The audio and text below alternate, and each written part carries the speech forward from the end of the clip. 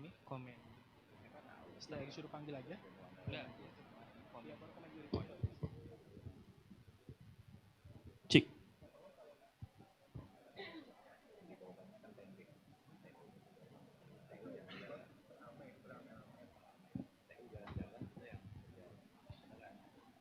Assalamualaikum warahmatullahi wabarakatuh.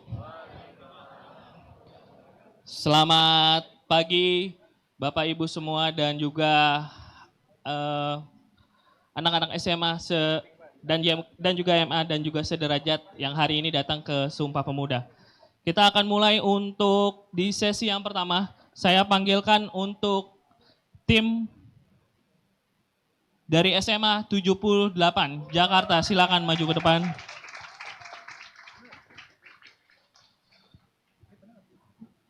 Lalu untuk selanjutnya saya panggilkan dari SMA 1 Jakarta.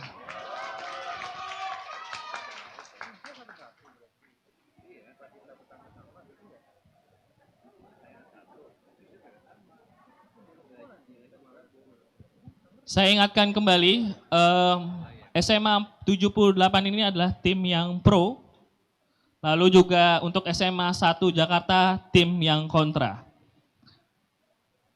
Boleh kita mulai? Boleh kita mulai? Boleh, baik. Untuk di sesi yang pertama ini, mosinya adalah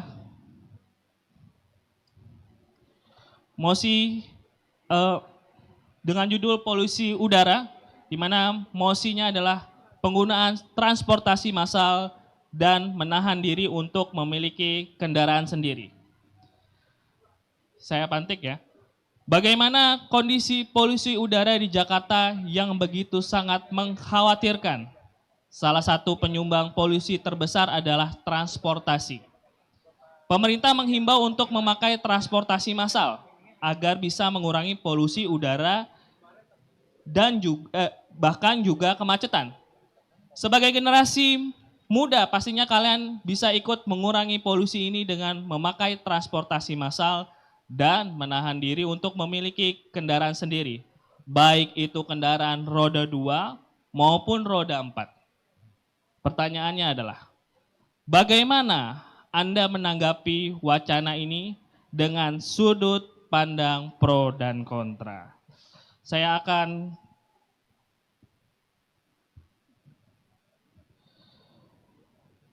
lempar langsung ke tim yang pro untuk SMA 78 dengan waktu 1 menit dari sekarang.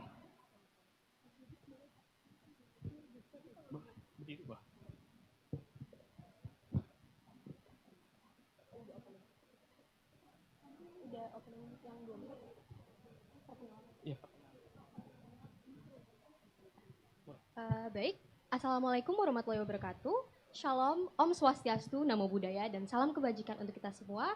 Rahayu. Perkenalkan, kami dari tim SMA 78 berlaku sebagai pro di sini. Perkenalkan, saya Tiruna Putri sebagai pembicara pertama yang akan memulai perdebatan. Lalu di sini ada teman saya Julia Rahman sebagai pembicara kedua. Lalu di sini juga ada teman saya Alura sebagai pembicara ketiga yang akan menyimpulkan perdebatan pada kali ini. Terima kasih.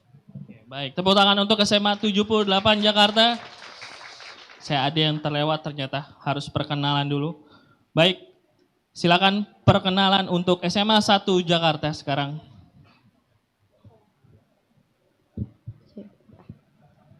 Assalamualaikum warahmatullahi wabarakatuh. Salam, Om Swastiastu, Namo Buddhaya, salam kebajikan, salam sejahtera untuk kita semua. Terima kasih kepada tim moderator, Dewan Juri yang terhormat, Dewan Juri, tim pro, dan hadirin yang kami banggakan. Sebelum kita memperdebatkan debat kita pada pagi hari ini, izinkanlah kami dari SMA Negeri 1 Jakarta sebagai tim kontra untuk memperkenalkan diri. Halo semuanya, perkenalkan saya Yuspika Rifa sebagai pembicara satu yang akan memperkuat argumen pada mosi pada pagi hari ini. Kepada Dewan Juri yang terhormat, moderator, tim pro, dan juga hadirin sekalian yang saya hormati, perkenalkan saya Stephanie Kasmali sebagai pembicara dua yang akan menyampaikan fakta untuk mendukung argumentasi dari tim kontra. Terima kasih. Selamat siang semuanya yang terhormat tim moderator, Dewan Juri, serta para hadirin. Perkenalkan saya Kalista Saharja sebagai pembicara ketiga untuk menyampaikan closing statement dari tim kontra pada perdebatan kali ini. Terima kasih. Boleh berikan tepuk tangan untuk SMA 1 Jakarta. Baik, saya ulangi kembali untuk materi debat sesi yang pertama ini, temanya adalah polusi udara. Mosinya penggunaan transportasi massal dan menahan diri untuk memiliki kendaraan sendiri. Boleh saya bacakan ulang kembali? Baik. Bagaimana kondisi polusi udara di Jakarta yang begitu sangat mengkhawatirkan? Salah satu penyumbang polusi terbesar adalah transportasi. Pemerintah menghimbau untuk memakai transportasi massal agar bisa mengurangi polusi udara, bahkan juga kemacetan. Sebagai generasi muda, pastinya kalian bisa ikut mengurangi polusi ini dengan memakai transportasi massal dan menahan diri untuk memiliki kendaraan sendiri, baik itu roda 2 maupun roda 4. Pertanyaannya adalah, bagaimana Anda menanggapi wacana ini dengan sudut pandang pro dan kontra? Saya akan lempar terlebih dahulu ke tim yang pro, waktunya 1 menit dari sekarang. 2 menit setelah berbicara. Baik, saya akan memulai. Baik, lihatlah Dewan Juri yang terhormat, bagaimana bumi sudah semakin hancur, lalu juga perubahannya iklim semakin menjadi-jadi, dan pemanasan global telah berubah menjadi pendidikan global. Saya ingin bertanya kepada Dewan Juri yang terhormat mengenai solusi yang lebih baik sebagai pemuda. Apa yang bisa kita lakukan untuk mengatasi hal ini? Di sini kami mendukung untuk lebih fokus ke transportasi publik dan menahan diri kita untuk memiliki kendaraan pribadi. Bukankah itu merupakan solusi yang paling bijak yang bisa kita lakukan sebagai pemuda di sini? Bukankah Anda setuju, Dewan Juri yang terhormat? Jika Anda setuju dengan kami, maka berdirilah di sisi kami, tim proposisi. Selanjutnya, di sini kami akan melimitasi perdebatan, di mana perdebatan ini akan membahas soal Jakarta yang merupakan kota dengan tingkat kemacetan yang tinggi, lalu juga dengan kota yang memiliki kendaraan pribadi yang banyak, juga kota yang memiliki jumlah polusi paling banyak yang dihasilkan oleh transportasi. Di sini kita akan masuk ke dalam argumentasi kami. Yang pertama, mengapa kita harus menahan diri untuk tidak membeli kendaraan pribadi dan juga untuk lebih fokus ke kendaraan komunal atau kendaraan umum. Yang pertama adalah karena perubahan itu harus kita mulai dari diri sendiri. Perubahan dimulai dari diri sendiri, kemudian keluarga, dan ke masyarakat besar. Itulah yang dikatakan Buya Hamka. Dan dari itu, maka dari itu kita harus memulai dari diri kita sendiri, yaitu untuk menahan diri kita untuk tidak membeli atau menggunakan kendaraan pribadi. Lalu yang kedua adalah karena masalah ke lingkungan yang dimana polusi di Jakarta itu 44% dihasilkan karena adanya kendaraan emisi yang dimana fosil itu sangat merusak lingkungan kita dan merupakan gas rumah kaca yang merusak ozon kita bahkan, sehingga ini dapat mendorong terjadinya pemanasan global. Maka dari itu sangatlah disayangkan jika kita sebagai warga muda yang sudah paham tentang isu ini malah tetap menggunakan kendaraan pribadi. Lalu kedua, soal masalah kesehatan, WHO sendiri telah berkata bahwa banyak sekali 92% orang di dunia itu telah mengalami sakit karena terpapar oleh karena polusi ini. Lalu 7 juta orang telah meninggal karena polusi ini. Sekian, terima kasih. Baik, terima kasih. Oke, kita sudah memperdengarkan dari tim yang pro. Saat ini kita akan lempar ke tim yang kontra. Silakan. Baik, terima kasih tim moderator. Dewan Juri yang terhormat, kami sebagai tim kontra tidak setuju dengan mosi perdebatan pada pagi hari ini. Mengapa? Karena berdasarkan fakta yang ada, bahwasannya penyebab terjadi polusi bukan hanya dari kendaraan saja, melainkan banyak hal lain yang menyebabkan polusi terus meningkat. Polusi dapat terjadi pula karena adanya kebakaran hutan serta pertambangan. Kami sebagai tim kontra tidak menolak adanya kebijakan transportasi massal, tapi pada faktanya kebijakan tersebut tidak berjalan sesuai apa yang diinginkan. Maka dengan itu kami memberikan solusi terkait kebijakan transportasi massal. Sebab transportasi massal sendiri hanya bisa diakses di daerah yang memiliki penduduk padat seperti Jakarta. Transportasi massal sangat tidak relevan jika dilakukan di daerah yang memiliki penduduk minim. Selanjutnya, transportasi massal belum optimal dan tidak diikuti oleh kebijakan-kebijakan lain sehingga masyarakat tetap menggunakan kendaraan pribadi. Seharusnya pemerintah dapat berkontribusi dengan cara menaiki tarif pajak kendaraan, tarif parkiran yang ada, serta membatasi pemakaian kendaraan pribadi yang dapat dipakai. Selanjutnya, masyarakat enggan menggunakan transportasi massal karena tidak menjamin keamanan, kenyamanan, serta keselamatan mereka. Dewan juri yang terhormat, saya memiliki 4 poin mengenai hal tersebut, yakni yang pertama, dengan menggunakan kendaraan pribadi, mereka dapat menentukan rute perjalanan yang mereka inginkan. Lalu yang kedua, dengan menggunakan kendaraan pribadi, mereka dapat merasa lebih aman dibandingkan dengan transportasi umum. Ketidakamanan yang dimaksud adalah bentuk kriminalitas. Ketiga, fasilitas pada kendaraan pribadi lebih memuaskan daripada fasilitas di dalam transportasi umum. Lalu poin keempat, dari segi waktu, menggunakan kendaraan pribadi lebih efektif dan efisien. Sehingga mereka tetap pada pendiriannya untuk menggunakan kendaraan pribadi. Terima kasih. Baik, boleh beri tepuk tangan untuk tim pro dan kontra saat ini. Nah, untuk yang kedua ini adalah argument statement. Kita mulai dari tim yang pro.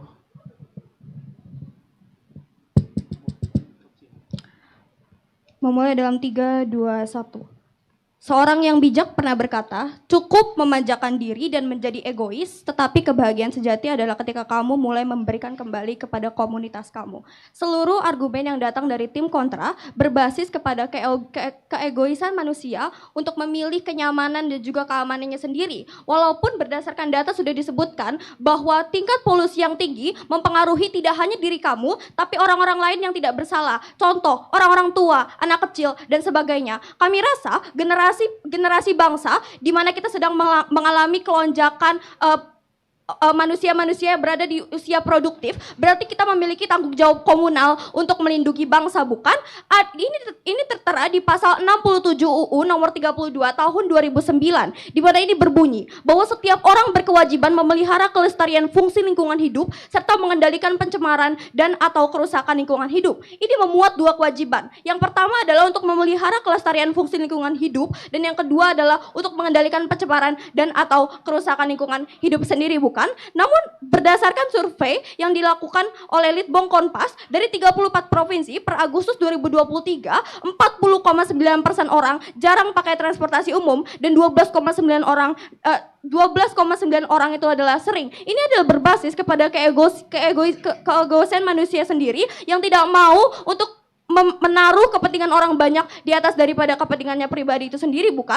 Padahal orang-orang yang menggunakan transportasi tersebut mayoritas merupakan orang-orang di usia produktif dari 15 sampai 64 tahun, di mana per 2022 juga mereka termasuk dari 69,25% masyarakat Indonesia, bukan? Menurut Direktur Utama PT Transjakarta juga, ya.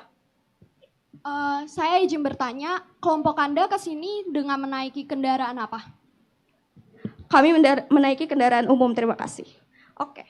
Masuk kepada substansi dan juga bidasan lanjutan. Mereka berkata bahwa transportasi massal tidak hanya berasal daripada maksudnya polusi udara tidak hanya berdasar daripada transportasi dan juga kebakaran hutan. Satu pertanyaan kepada Anda Dewa Juri, seberapa banyak kebakaran hutan terjadi? Coba Anda komparasikan daripada jumlah kendaraan umum yang dipakai sehari-harinya. Data dari televisi yang ditampilkan tadi pun menunjukkan bahwa 60% lebih daripada polusi udara yang terjadi di Jakarta bukan terjadi atas kebakaran hutan, melainkan daripada kendaraan umum. Pun mereka ingin membawa proposal baru dengan mengatakan bahwa tidak perlu dilimitasi dan hanya menggunakan mobil listrik saja. Sadari bahwa listrik di Indonesia 60%-nya masih berasal daripada PLTU yang masih melakukan emisi dan sebagainya, bukan? Sehingga kami bangga berdiri di sisi tim pro. Oke, terima kasih tim pro. Ya, saya lempar langsung ke tim yang kontra saat ini. Silakan dimulai. Kepada Dewan Juri yang terhormat serta hadirin sekalian, izin saya untuk menyampaikan dari tim kontra. Kepada tim pro, mohon maaf apakah Anda yakin dengan jawaban Anda tadi? Karena kami tadi melihat bahwa Anda ke sini dengan menaiki mobil berplat hitam yang dimana mobil berplat hitam masih merupakan kendaraan pribadi. Terima kasih. Saya akan langsung kepada kenapa kami yakin dan kami adalah tim kontra. Yang pertama adalah transportasi massal baru difokuskan di daerah yang padat penduduk saja.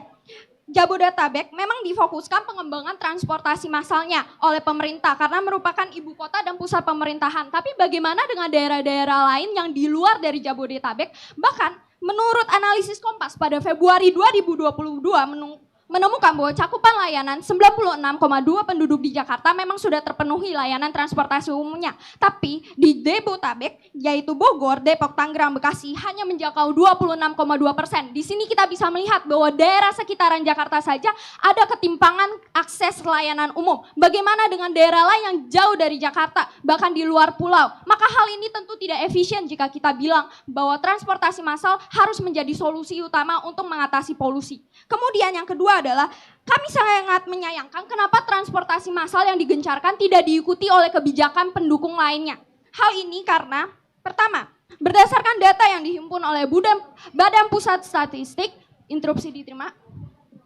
Jika counter proposal Anda adalah tentang membatasi penggunaan pribadi, bukankah Anda mendukung argumentasi kami bahwa kendaraan pribadi merupakan masalahnya? Dan juga jika Anda mengatakan bahwa nggak akan ada kebijakan dari pemerintah, kenapa pada akhirnya pemerintah nggak akan bikin kebijakan dan juga infrastruktur yang lebih luas ketika mayoritas pengguna transportasi di Indonesia adalah masyarakat Indonesia itu sendiri? Maaf, kami tidak pernah mengatakan bahwa kami memaksa menggunakan kendaraan pribadi, tapi kami sangat menyayangkan di mana pemerintah mengencarkan menggunakan transportasi umum, tetapi tidak ada faktor pendukung lainnya, kebijakan pendukung lainnya. Yang akan saya beberkan di sini ialah karena menurut data yang dihimpun oleh Badan Pusat Statistik pada tahun 2021, penggunaan kendaraan pribadi kembali meningkat menjadi 21,8 juta unit. Nah, kenapa hal ini terjadi padahal sudah ada transportasi massal? Gampang saja karena kebijakan pemerintah yang kurang mendukung pemanfaatan transportasi umum sendiri seperti kredit yang mudah, dukungan terhadap produksi kendaraan yang murah, serta kemudahan pengembangan kendaraan listrik. Padahal kendaraan listrik ini juga masih menggunakan PLTU yang dimana batu bara adalah sumber utama pembangkitnya yang justru juga meningkatkan polusi udara. Kemudian adalah sudut pandang dari masyarakat sendiri. Kita harus melihat kenapa masyarakat masih memilih menggunakan transportasi pribadi padahal sudah ada transportasi massal. Yang pertama adalah karena tentunya faktor kenyamanan. Menggunakan dari data responden yang ada, kita bisa melihat dari penelitian oleh Magister Sistem dan Teknik Transportasi UGM bahwa banyak yang mendukung angkutan umum tidak mendukung angkutan umum karena tarif, informasi, kondisi perjalanan teknologi informasi, dan ini berdasarkan data. Terima kasih. Ya, baik, terima kasih. Waktunya sudah habis. Ya, semakin seru ya teman-teman sekalian. Nah, yang terakhir kita akan menerima closing statement dari tim yang pro.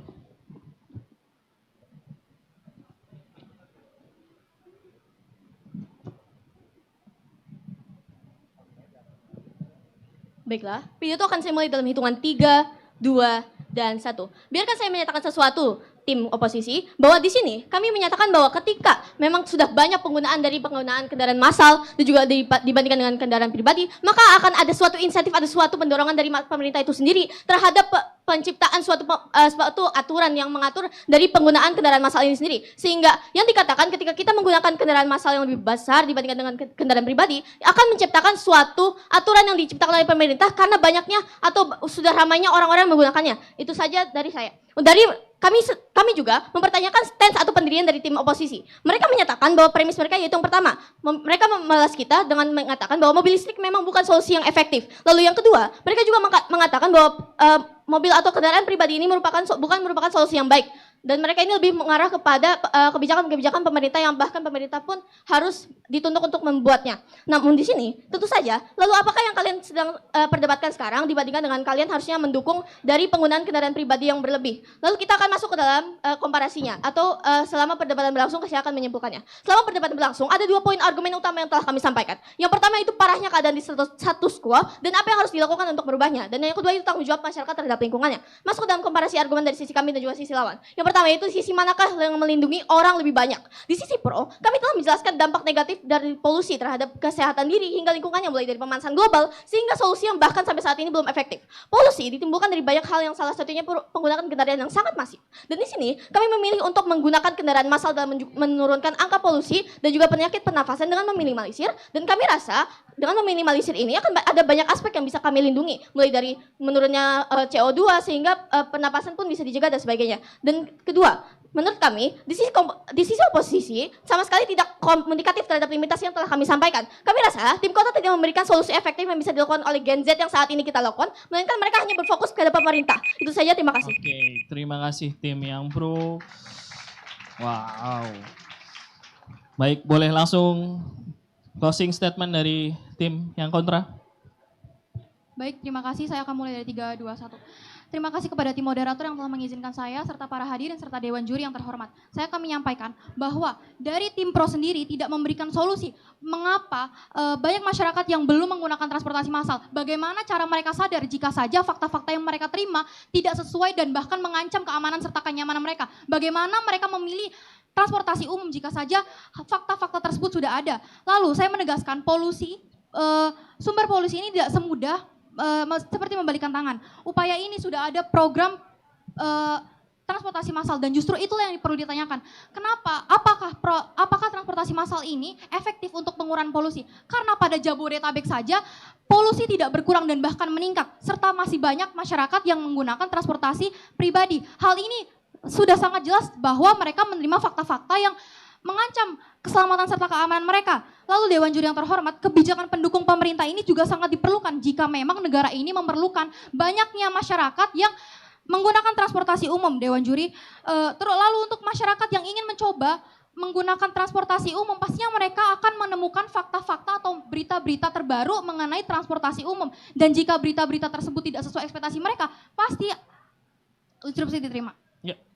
Tidakkah Anda setuju bahwa ketika banyak orang menggunakan transportasi umum, maka pemerintah pun secara otomatis akan tergerak untuk menggalakkan pembangunan transportasi umum di daerah terpencil, regulasi yang mengatur dan keamanan dan juga kenyamanan masyarakat, karena mereka sendiri nggak mau untuk dituntut dan didemo oleh masyarakat?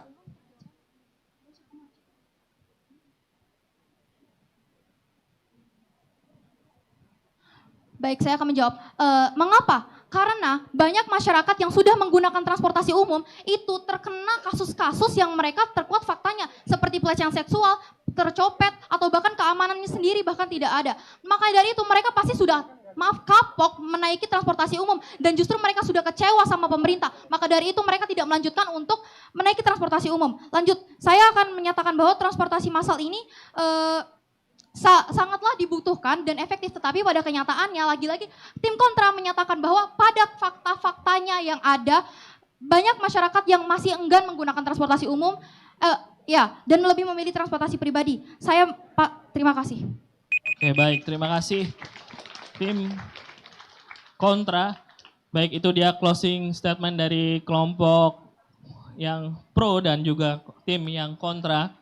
Dan saat ini saya minta untuk Pak Humaydi untuk berkomentar untuk di sesi yang pertama ini dengan mosi penggunaan transportasi massal dan menahan diri untuk memiliki kesadaran sendiri. Terima kasih Pak Alil. Assalamualaikum warahmatullahi wabarakatuh. Ketika melihat debat tadi, saya kira masa depan Indonesia itu cerah. Ya, kenapa? Karena walaupun pro dan kontra ini adalah suatu perbedaan pendapat yang Anda dalam arti tertentu mungkin Anda tidak memiliki pandangan yang sama dengan apa yang Anda suarakan. Tetapi ya cara berargumen tadi menunjukkan kapasitas daya berpikir, kapasitas daya bernalar, ada argumentasi yang disampaikan, ada penggunaan bahasa yang saya kira cukup ya menggunakan bahasa Indonesia dengan kaidah yang baik, ya kaidah yang benar. Ini menunjukkan bahwasanya dua kelompok ini sudah sangat serius gitu ketika melakukan kompetisi dalam kompetisi debat ini. Nah, saya kira hal ini merupakan satu poin penting ya. Mungkin di antara kami dua juri ini akan kebingungan menentukan mana yang terbaik karena dua-duanya adalah sama-sama orang-orang hebat yang tampil di Museum Sumpah Pemuda. Nah, dan ini adalah salah satu cara kita untuk mendefinisikan bagaimana pemuda ke depan akan berpartisipasi menyambut Indonesia Emas. Saya kira dari saya itu saja. Terima kasih. Assalamualaikum warahmatullahi wabarakatuh. Ya, terima kasih Pak Humaydi. Baiklah, untuk sesi yang pertama ini sudah selesai. Saya minta kembali untuk tim dari tepuk tangan untuk SMA 78. Untuk tim yang pro dan juga tim yang kontra dari SMA 1 Jakarta. Silakan boleh turun kembali, turun dari panggung. Oke, boleh saling salaman. Karena apapun perdebatan yang terjadi di atas panggung, kita tetap berteman. Oke, baik. Ya. Nah, untuk selanjutnya saya panggilkan kembali untuk di sesi yang kedua ini. Yang pertama dari tim Pro. Saya panggilkan dari SMA Lab School